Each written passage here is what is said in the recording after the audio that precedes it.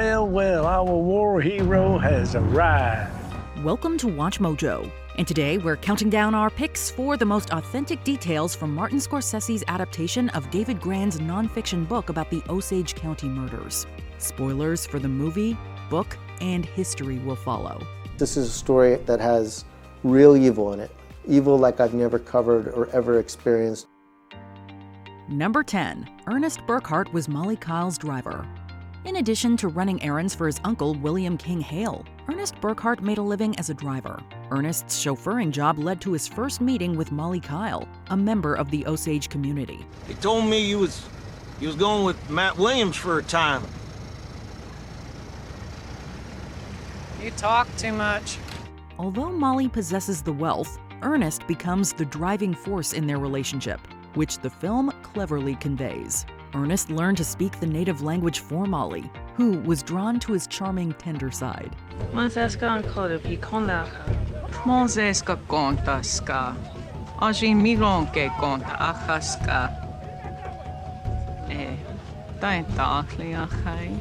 They eventually married with encouragement from Hale. Well, we mix these families together, and that estate money flows the right direction. It'll come to us. Leonardo DiCaprio portrays Ernest as a conflicted man who claims to love his family, but this is outweighed by greed and loyalty to his uncle. It's debatable just how much Ernest cared for Mollie, but she unquestionably loved him, making his betrayal all the more despicable. I don't even know if you love me anymore. Of course I love you. And kill these men who killed my family. Number 9. The victims were mostly wealthy Native Americans. The land granted to the Osage was more valuable than anyone anticipated, with oil being unearthed in the early 20th century. Black gold. Money flows freely here now. I do love that money, sir. The mineral rights brought the Osage millions, allowing them to acquire cars, mansions, and white servants. By 1923, the Osage collectively received that year more than $30 million, which today would be worth the equivalent of more than $400 million. It also made them targets of greedy outsiders. And then, one by one, the number of unsolved murders grows. Between 1918 and 1931, over 60 Osage members were murdered, with the numbers possibly going into the hundreds. During the Reign of Terror alone, 24 Native Americans died. There were also 2 white victims, oilman Barney McBride, who had allied with the Osage, and attorney W.W. Vaughn, who mysteriously died upon seemingly making a break in the case. McBride was stabbed with a sack over his head, as the film depicts, while Vaughn was thrown from a speeding train. Number 8. Who committed the murders? Since most Osage murders went uninvestigated, there's no way that the book or film could explore every person responsible for these atrocities, which is acknowledged. I realized this wasn't a whodunit, it was who didn't do it, meaning so many people were part of this. The whole town, almost, at least the white part of town, Was complicit. Killers of the Flower Moon nonetheless highlight some of the most prominent known conspirators, such as William Hale. Her grandmother had married a young Texan named Ernest Burkhart, who was the nephew of the most powerful man in Osage County, William K. Hale. Hale wasn't entitled to any Osage oil money, but as Mollie's husband, his nephew Ernest was. Although the Osage had the money, they lacked control, with the U.S. government issuing many of them guardians. Some guardians swindled their way to the Osage's riches, while others resorted to murder. Ingrained in local politics, Hale presented himself as a friend to the Osage. Behind the scenes, Hale sought to control Osage head rights. One of his schemes involved his nephew marrying Mollie Kyle. Just looks like murder. It's not supposed to be that way. You hear? I told him the front of the head. I said the front of the head, just like this, just like you told me. I promise you. I promise you. I swear on my children. No. I swear on my children, King. Sit. Once Mollie's family was dead, Ernest would just have to kill his wife to inherit everything. Number 7. William Hale Turned Himself In. William King Hale is an extraordinary character. Osage are the most beautiful people on God's earth. He was respectful on the one hand and murderous thug on the other hand. You're gonna make trouble, make it big. As evidence began to pile up, an arrest warrant for William Hale and Ernest Burkhart was issued on January 4th, 1926. In the film, Burkhart is blindsided by his public arrest, while Hale turns himself in before he can be apprehended. Based on David Grann's research, this is precisely how both arrests played out in reality. Hale calmly walked into Sheriff Frias's office looking like he was attending a party, with his shoes shined, his suit pressed, and a felt hat atop his head. Apparently, Hale had recently ordered a new set of clothes. He proceeded to nonchalantly tell the sheriff, quote, "Understand I'm wanted," before surrendering. He put on a good show. People seem to like him. Sure, and narcissists do. He's the good old guy. And when it, first was arrested and went into trial, people just couldn't believe it. Hale figured he'd save the authorities the trouble, seemingly confident that his time behind bars would be brief. They're gonna go. Their time is over. It will happen. Number 6, Kelsey Morrison's plan to adopt Osage children. Kelsey Morrison was a bootlegger, known bootlegger, convicted bootlegger. An enforcer of William Hale, Kelsey Morrison commits numerous heinous acts throughout the film. One of his most unspeakable schemes involves 2 Osage children. Osage member Tilly Stepson was widowed following the mysterious death of her husband Bill, whom Morrison likely murdered. Morrison then married Tilly, becoming her children's guardian. The purpose was for him to benefit with my grandfather's death, of him either getting some headright money or my granddad's wife, Tilly Powell. Growing suspicious, Tilly tried to rescind the guardianship and prevent Morrison from inheriting her estate.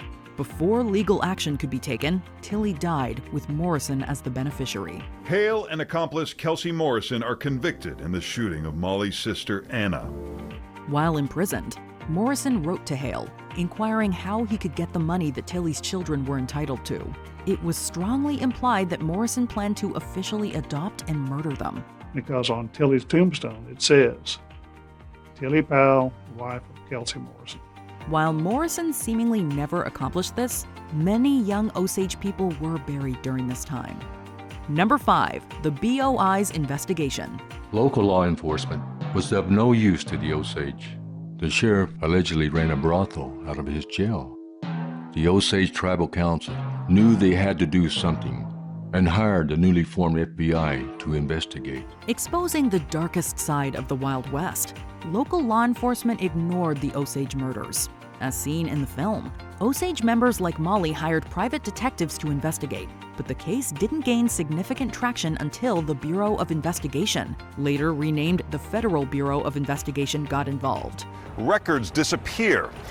It seems there's a network behind this murder spree, but who is the mastermind, and who can these agents trust? J. Edgar Hoover entrusted the investigation to Agent Tom White, a former Texas Ranger. I was sent down from Washington, D.C. to see about these murders. See what about them? See who's doing it. While the public came to recognize White, he had numerous agents working undercover. Their investigation would expose William Hale as the ringleader. There's just bad luck. Seems more like an epidemic than bad luck to me. This was arguably the BOI's most prominent homicide investigation up until this point. However, many believe that the BOI only uncovered the tip of the iceberg, with most of the murders going uninvestigated and unsolved. You can't understand the formation of the United States without understanding this case, its original sin from which this country was born. Number 4, Anna Brown's murder. Mollie's elder sister, Anna Brown, was an outspoken flapper with a weakness for booze and jazz. She was also known to pack a pistol in her alligator purse. Brown was with child when her almost unrecognizable body was discovered in a ravine. The murders surround the family of Mollie Burkhart. Her sister Anna is found in the woods, shot in the head. Mollie identified the body, although in reality, her other sister Rita and brother-in-law Bill assisted. Brown's death kicked off the Reign of Terror, with the murders of Charles Whitehorn and Henry Roan following. Although Brown's death was initially written off as an accident, the truth came out at trial when Kelsey Morrison confessed that William Hale hired him to execute the murder. Morrison testified that Brown's former boyfriend, Brian Burkhart, lured her to a creek. It was Morrison who pulled the trigger, though. One of the killers held her up. The other killer shot her right in the back of the head. Number 3, Rita and Bill Smith's house bombing.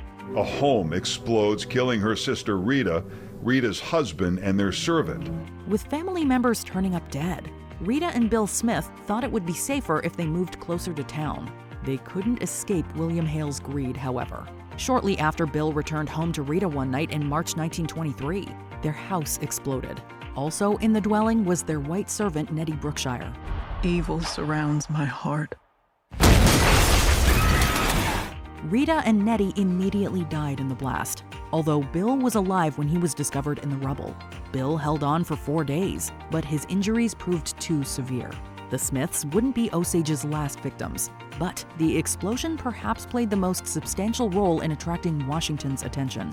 Bert Lawson, who was already serving time, later confessed that he set up the explosives, conspiring with Hale and Ernest Burkhart.